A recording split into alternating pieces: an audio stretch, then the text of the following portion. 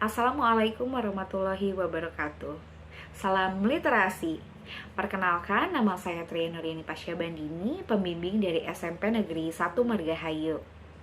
Kali ini saya akan mempresentasikan buku yang telah saya baca yang berjudul Salah Asuhan. Saya membacanya dalam bentuk electronic book di aplikasi e-library SMP Negeri 1 Margahayu yang bisa diakses oleh seluruh siswa dan guru dari SMP Negeri 1 Margahayu. Alasan saya memilih buku ini karena pertama, walaupun buku ini merupakan genre lama yang dikeluarkan di tahun Balai Pustaka, tetapi syarat akan makna yang bisa dinikmati oleh siswa tidak hanya genre pop atau kekinian. Lalu yang kedua, walaupun temanya sedikit berat, tetapi ketika kita sudah membacanya begitu dalam, syarat akan makna tentang cinta tanah air.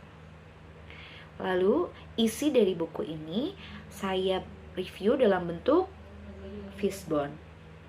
Yang pertama, identitas buku, yaitu berjudul Balai Pustaka, lalu penerbitnya adalah Abdul Muiz, lalu penerbitnya adalah Balai Pustaka, kota diterbitkannya di Jakarta pada tahun 2009, dan tebal halamannya 237 halaman dan merupakan cetakan ke-39. Lalu untuk What, temanya bercerita tentang pertentangan antara budaya Barat dan Timur. Lalu U, yaitu Hanafi, Qori, Rapi'ah, orang tua Hanafi, orang tua Qori, lalu Syafi'i.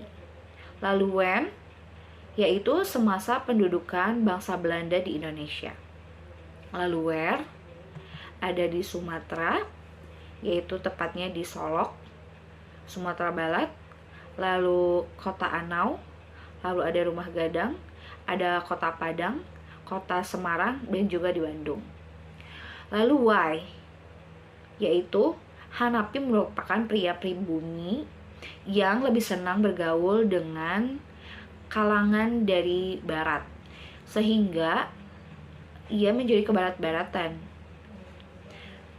Lalu ia pun mencintai gadis Belanda yang bernama Qori. Namun cinta mereka ditentang oleh kedua orang tua dari Hanafi dan Qori. Lalu How, Hanafi ini merupakan pria asal Minangkabau yang disekolahkan di Jakarta, yaitu di HBS. Kehidupannya dikelilingi oleh orang-orang Belanda, sehingga ia tidak menyukai untuk bergaul dengan pribumi. Bahkan ia lebih mengunggul-unggulkan bangsa Belanda atau bangsa Eropa tersebut. Bahkan ia jatuh cinta juga kepada bangsa Belanda, yaitu gadis bernama Qori.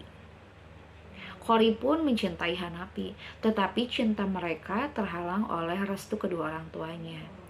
Menurut orang tua Qori, pernikahan campuran antara bangsa Eropa dan pribumi itu tidak akan pernah berhasil. Begitupun orang tua Hanafi. Lalu mereka akhirnya tidak bisa bersama dan Hanafi akhirnya dijodohkan dengan Rapi'ah, seorang gadis asal Minangkabau juga. Tetapi pernikahan mereka tidak lama karena ia bertemu kembali dengan Qori, gadis idamannya dahulu. Akhirnya mereka kawin lari dan Hanafi pun menceraikan Rapi'ah.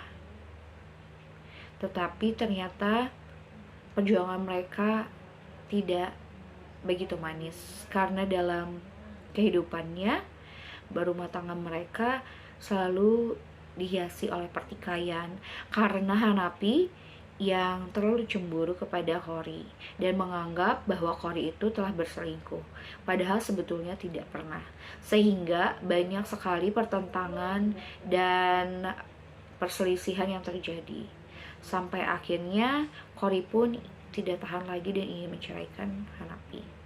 Sampai akhirnya Hanafi digigit oleh anjing yang terkena rabies sehingga ia pun akhirnya jatuh sakit. Dan tak lama kemudian ia pun meninggal. Begitupun Kori yang memiliki riwayat penyakit dan akhirnya dia juga meninggal.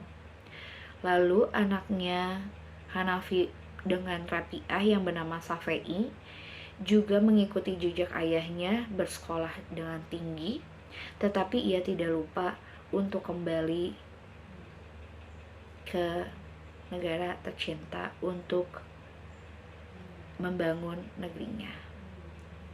Tidak seperti ayahnya yang tidak mencintai bangsanya, tetapi Safei sangat mencintai bangsanya dan ingin membuat bangsanya lebih maju.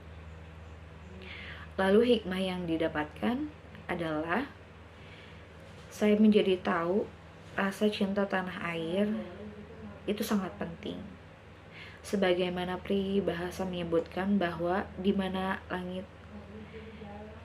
bumi dipijak, di situ langit dijunjung.